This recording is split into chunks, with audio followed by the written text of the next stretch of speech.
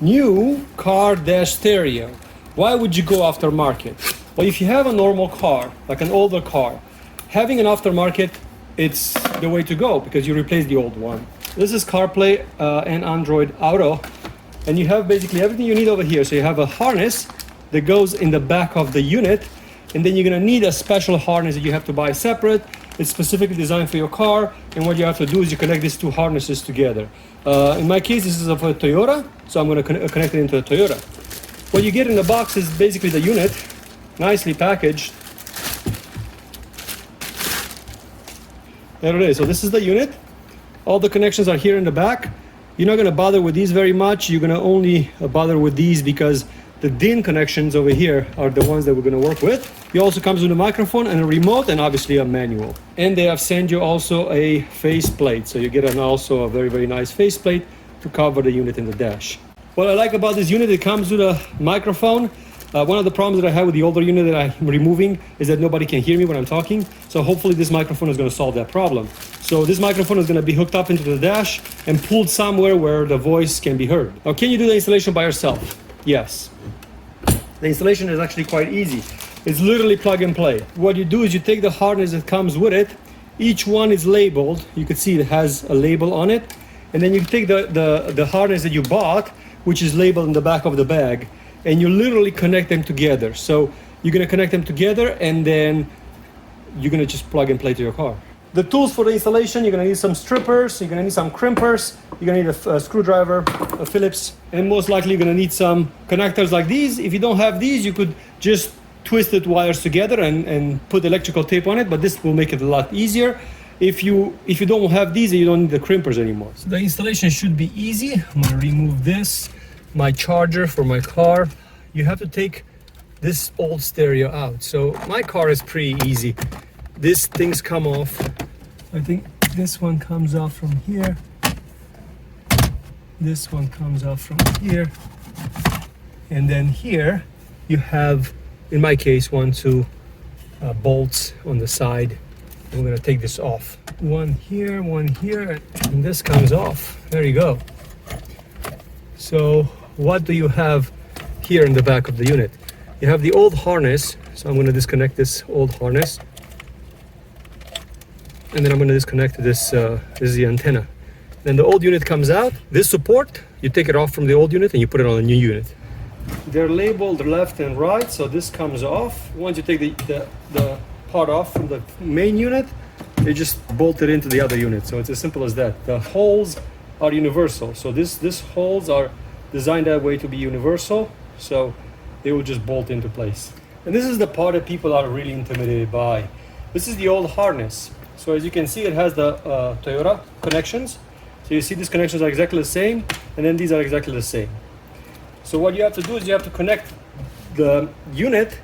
Comes with everything pre-labeled. Look how easy it is. Everything is pre-labeled. All you have to do is just match it to the back of the packaging for these.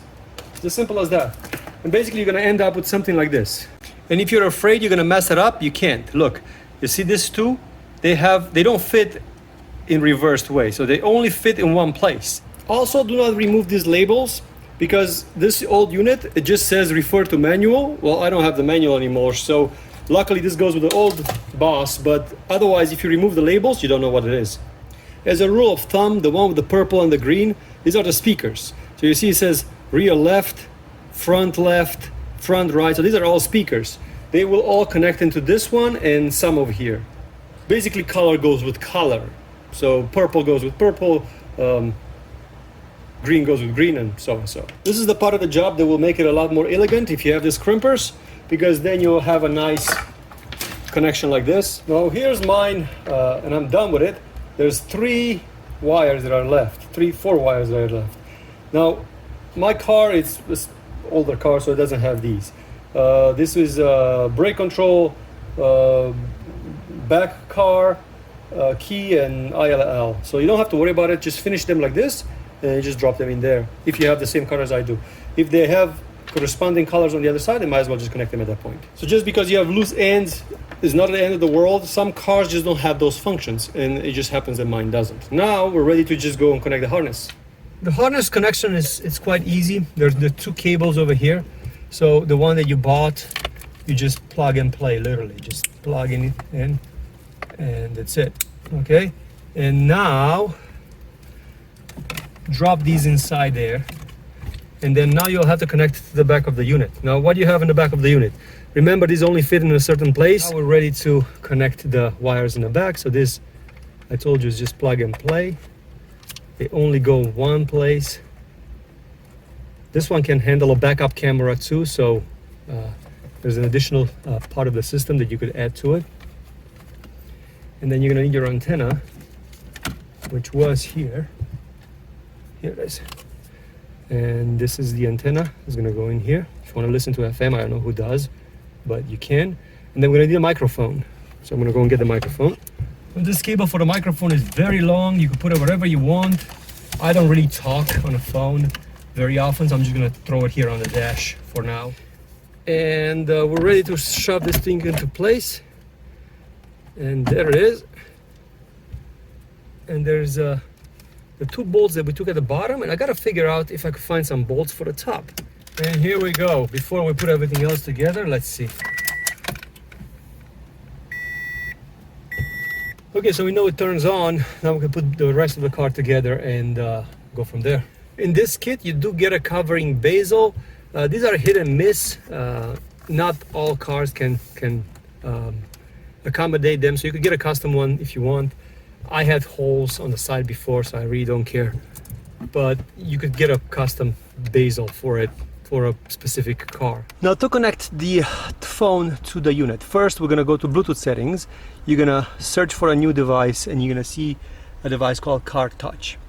Once that is done, your phone is connected via Bluetooth to the unit in the car. Now we could push car audio, and then it's gonna go through the setup process. We're gonna have to set up requirements, permissions, and stuff like that.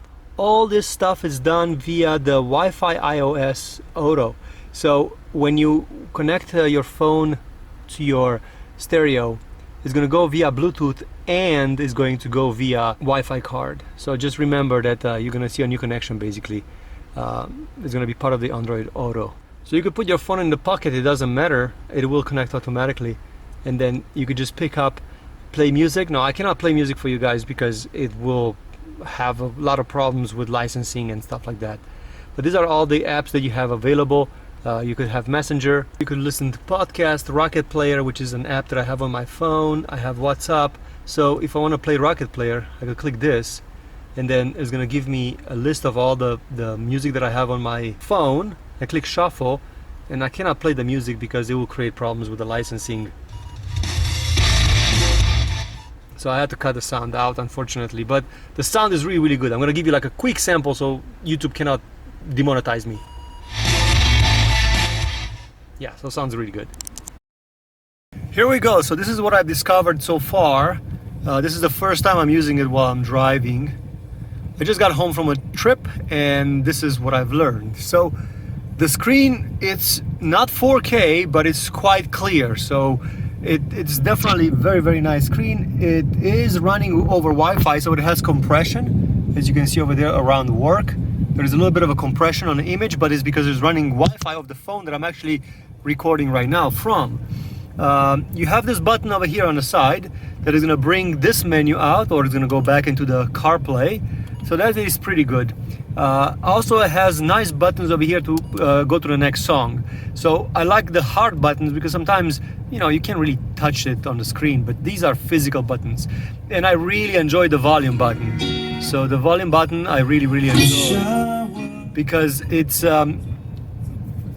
tactile, and then even though you could go like this, I really like this better. So much, much better. Also, when I don't have signal for my phone, I like to carry a USB stick with me. So I have a USB stick that I plug in here, but I have to find a micro one because mine is sticking out about this much, and that will be a problem because it will break at one point. Right now we're gonna switch to a different app. For example, if you want to get the weather, so I go weather, and then you'll get the weather from Google, basically. 2 degrees and mostly sunny. Today, it'll be partly cloudy with a forecasted high of 102 and a low of 81. And that works really, really well. Another thing that I really like, the microphone works really well. So if I push this, directions to MGM Hotel. I have very, very poor signal over here on my cell phone, so that's why it takes so long. But there it is. So it's loading the route right now, and it says it's 33 minutes, and it shows you alerts if you have any notifications. I didn't have any notifications, but if you get any notifications, for example, if you get a messenger message, it will automatically read it to you. So you'll not have to read it yourself. It will read it to you, which is pretty cool. I've noticed that if I tap over here, it will automatically go to the rocket player. Tap over here goes back to the map. Tap over here goes to this area over here. And then you could scroll this way too. Very interesting device, I have to admit. It's running really, really well. The installation was pretty easy. I have no complaints as far as it goes. I'll bring you another update later on for you guys.